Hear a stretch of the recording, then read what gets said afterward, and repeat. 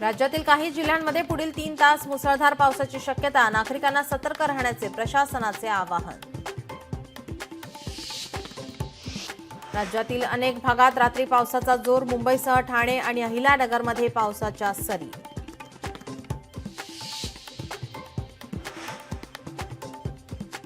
पुण्यासह रायगड, रत्नागिरीला हवामान विभागाकडून रेड अलर्ट, तर पुढील 4 ते 5 दिवस सातारा, कोल्हापूर आणि सांगलीत जोरदार पावसाची शक्यता।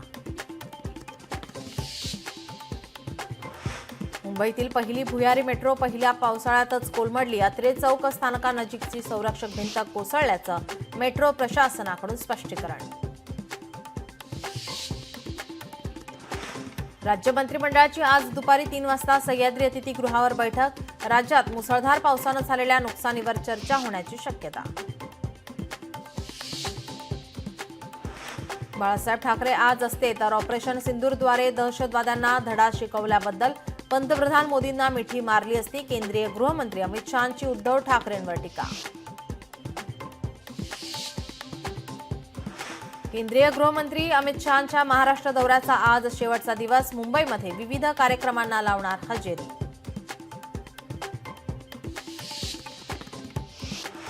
कल्याणमध्ये कोरोनाचा शिरकाव, एका महिलेचा मृत्यू, 4 कोरोना रिपोर्ट पॉझिटिव्ह, काळजी घ्या, प्रशासनाच्या सूचना।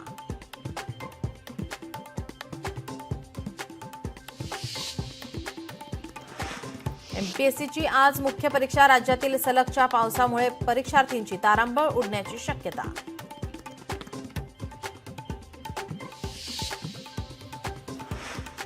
ठाणे, नाशिक, शिर्डीमध्ये ईडीची छापेमारी। मेसर्स केजीएस शुगर विरुद्ध ईडीची कारवाई। अनेक निवासी आणि व्यावसायिक जागांवर छापे।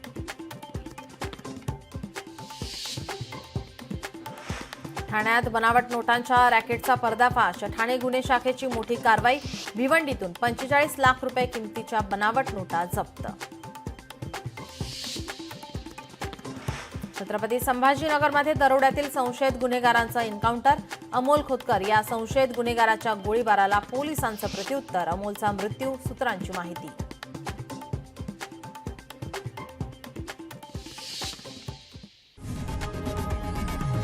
लोकशाही मराठी ऐका, पहा, जागरूक रहा।